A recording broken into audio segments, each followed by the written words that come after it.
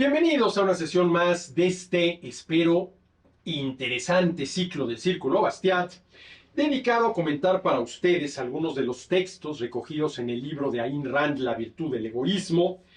Contiene 14 textos de Ayn Rand que fueron escritos y publicados originalmente entre 1961 y 1964, pero que, como lo he venido diciendo, siguen estando muy vigentes.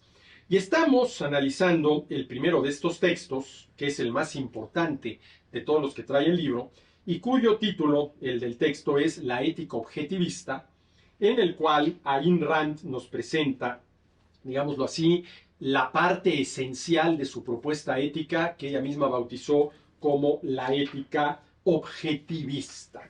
Y a ver, dice Rand, para la ética objetivista, la vida humana es el patrón de valor, de tal manera que todo aquello que, respetando los derechos de los demás, hagamos para mantener y mejorar nuestra vida es éticamente correcto. Y Rand hace la diferencia entre valores y virtudes. El valor, dice Rand, es aquello por lo cual uno actúa para obtenerlo y o conservarlo. Y la virtud reside en la acción por la cual uno obtiene o lo conserva. Y ya vimos que para Rand las principales virtudes, llamémosle randianas u objetivistas, son la racionalidad, la independencia, la integridad, la honestidad, la justicia, la productividad y el orgullo. Y también ya vimos en la sesión anterior que, cito a Rand, el principio social básico de la ética objetivista es que, así como la vida es un fin en sí misma, todo ser humano viviente es un ser en sí mismo, un fin en sí mismo, perdón, y no el medio para los fines o el bienestar de los demás. Y que el propósito ético más elevado del hombre es el logro de su propia felicidad. Y dice Rand, la felicidad es el estado exitoso de la vida. ¿Sí? Bueno, vamos a empezar a explicar esto. Dice Ayn Rand, dado que los seres humanos no poseemos conocimientos automáticos, tampoco podemos tener, y no los tenemos, valores automáticos. Como no tenemos ideas innatas, tampoco tenemos juicios de valor innatos. ¿Y qué quiere decir esto? Que tenemos que conscientemente, ¿sí?, definir cuáles son nuestros valores y cuáles las virtudes que nos van a permitir lograr esos valores. Ahora, independientemente de esto, ¿sí?, y Rand lo deja muy claro, ¿sí?, el valor supremo, el valor, digámoslo así, con mayúscula para cualquier ser humano es mantener y mejorar su vida. Mantener y mejorar su vida.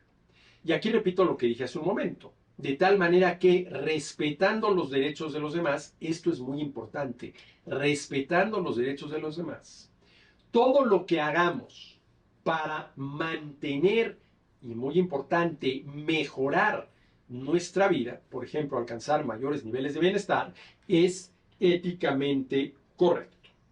Dice, el hombre elige sus valores a través de un proceso consciente de pensamiento, o los acepta por simple omisión, por asociaciones subconscientes, por fe, por la autoridad de otra persona, por alguna forma de ósmosis social o por ciega imitación. A ver, lo que está diciendo Rand es que las personas no podemos andar por la vida, ¿sí?, sin una escala de valores. Y que lo correcto es que nosotros definamos racionalmente esa escala de valores. Pero si no estamos dispuestos a hacer el esfuerzo para definir racionalmente nuestra escala de valores, pero no podemos andar por la vida sin valores, entonces estos valores los podemos aceptar, ¿sí?, por asociaciones subconscientes, por la fe, por la autoridad de otra persona, por alguna forma, así dice Rand, de ósmosis social o por ciega imitación. Pero si definimos nuestra escala de valores, y más que definirla, si la aceptamos en función, por ejemplo, de la imitación de los demás, van a ser los demás los que definan nuestra escala de valores. Y eso no es correcto. Tenemos que definirla nosotros. Ahora, claro, los usos, las costumbres, las creencias religiosas, la autoridad de los mayores, influyen mucho en el comportamiento de las personas. Y el comportamiento de las personas tiene que ver, con valores y virtudes. Pero, ¿qué es lo propio de una persona racional? Que defina racionalmente sus valores. Y sobre todo, por ejemplo, que en una discusión en torno a los valores pueda defenderlos racionalmente, pueda presentar argumentos de por qué son estos valores los que guían mi conducta y por qué son estas virtudes las que practico para lograr esos valores.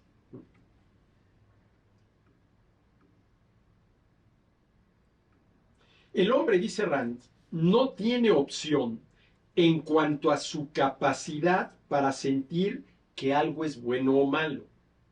Lo que considere bueno o malo, lo que le dé alegría o pena, lo que ame u odie, lo que desee o tema, dependerá de su pauta de valores. Si elige valores irracionales, no propios de un ser como es el humano racional, si elige valores irracionales, ¿sí?, su mecanismo emocional dejará de cumplir el rol que le cabe como su guardián para convertirse en su destructor. Lo irracional es lo imposible. Es aquello que contradice los hechos de la realidad. Los hechos no pueden ser alterados por un deseo, pero pueden destruir al que desea. A ver, yo no puedo modificar a mi voluntad la realidad. Claro que trabajando racionalmente, en cierta medida lo que hacemos es modificar y mejorar la realidad. Por ejemplo, quien inventa una mejor manera más productiva y competitiva de producir bienes y servicios está mejorando la realidad, ¿sí? Pero para eso tienes que reconocer tal y como es la realidad anterior sobre la cual vas a actuar para mejorarla. Reconocer la realidad. A ver, lo que dice Rand, y lo dice una y otra y otra y otra vez, es que lo peor, y a lo mejor no exagera al calificarlo así, que puede hacer un ser humano es no reconocer la realidad. Porque al final de cuentas, esa realidad, por más que yo no la reconozca, se acabará, imponiendo. Lo irracional es lo imposible. Es aquello que contradice los hechos de la realidad. Los hechos no pueden ser alterados por un deseo. Ojo, por un deseo. La realidad no puede ser alterada por un deseo. La realidad puede ser alterada por medio del trabajo productivo. Eso sí, pero no solamente por un deseo. Y si una persona pretende alterar la realidad nada más por un deseo, nada más deseándolo, inclusive engañándose a sí misma y convencida de que la realidad es distinta de lo que es, ¿sí?, esa realidad que es la que es, no la que él cree que es, la que él quiere que sea, la que él desea que sea, va a acabar destruyendo a esa persona, ¿sí? Si un hombre, por ejemplo, desea y persigue contradicciones, si quiere conservar su torta y comerla al mismo tiempo, desintegrará su conciencia, convertirá su vida interior en una guerra civil de fuerzas ciegas, ocupadas en conflictos oscuros, inútiles, incoherentes, carentes de sentido. Lo cual, por otra parte, es el estado interno de la mayoría de las personas hoy en día. Por ejemplo, si un hombre desea y persigue contradicciones, si quiere conservar su torta y comerla al mismo tiempo, desintegrará su conciencia. A ver, si yo quiero correr un maratón en menos de 3 horas, pero no estoy dispuesto a entrenar todos los kilómetros que hay que entrenar diario para conseguir esa meta, estoy actuando de manera contradictoria. Porque como decían los filósofos escolásticos, quien quiere el fin, quiere los medios. Yo quiero correr un maratón en menos de 3 horas, ese es el fin que estoy buscando, ese es el fin que persigo. Lo primero que tengo que hacer es entrenar todos los días, todos los kilómetros que se necesitan entrenar diariamente para poder correr un maratón en menos de 3 horas. Pero si yo digo, quiero correr un maratón en menos de 3 horas, pero no entreno, estoy actuando de manera contradictoria. Porque sí, quiero un fin, que además es un fin muy loable, correr un maratón en menos de 3 horas. Pero si no estoy dispuesto a poner los medios, pues ese fin, sí, es totalmente utópico. Y vamos a suponer que me presento el día de la carrera con la intención de correr un maratón en menos de 3 horas, sin haber entrenado absolutamente nada. Bueno, pues muy probablemente no acabe ni los primeros 5 kilómetros, mucho menos los 42 del maratón. ¿Sí? Entonces, si un hombre desea y persigue contradicciones, si quiere conservar su torta y comerla al mismo tiempo, desintegrará su conciencia. Ahora bien, esto de desear y perseguir contradicciones lo encontramos mucho, por ejemplo, en las políticas económicas. ¿Sí? No es el tema, pero qué duda cabe que si nosotros analizamos las políticas económicas, que son los medios que utiliza el gobierno para modificar los resultados del mercado, del intercambio voluntario, valga la redundancia, entre compradores y vendedores, ¿sí? Vemos que todas, y me atrevo a decirlo así, absolutamente todas las políticas económicas son contradictorias. Es decir, se ponen en marcha una serie de medios con la intención de lograr un fin, que no solamente no lograrán ese fin, sino conseguirán exactamente el contrario. Pero bueno, esa es harina de otro costal. Las contradicciones de las políticas económicas del gobierno. La felicidad, dice Rand, es aquel estado de conciencia que surge de los logros de los propios valores. ¿Sí? Si un hombre valora el trabajo productivo, su felicidad será la medida de su éxito en el servicio a que dedica su vida. Pero si lo que valora es la destrucción, como el sádico, o la tortura autoinfligida, como el masoquista, o la vida de ultratumba, como el místico, o la excitación momentánea, como el corredor de autos de carrera, su aparente felicidad será la medida de su éxito puesta al servicio de su propia destrucción. Porque el sádico, el masoquista, el místico, que deja de comer para que la muerte llegue pronto y pueda trascender hacia esa otra vida de ultratumba que considera que es mejor que la que tenemos aquí, todos actúan en función de su propia destrucción. Debe agregarse que el estado emocional de todos estos irracionalistas no puede verdaderamente designarse como felicidad, ni siquiera como placer, ya que solo el momentáneo alivio del estado de terror crónico.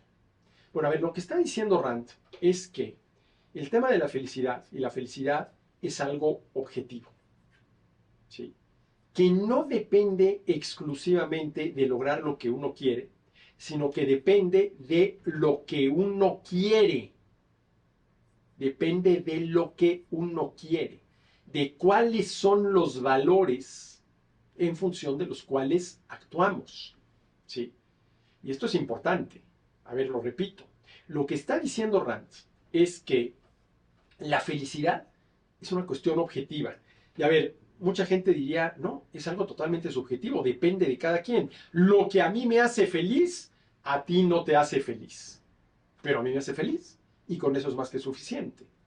Lo que está diciendo Rand es que la felicidad no consiste nada más en lograr lo que uno quiere, sino tiene que ver con qué es lo que uno quiere lograr. ¿Cuáles son los valores que motivan nuestras acciones? Porque dice Rand, no es lo mismo, por ejemplo, una persona, ¿sí?, cuyo principal valor o uno de los principales valores es el trabajo productivo, y ya veremos qué hay que entender por este trabajo productivo, que, por ejemplo, el sádico, el masoquista, el místico, aquel que actúa por una excitación momentánea, como puede ser el corredor de autos de carrera.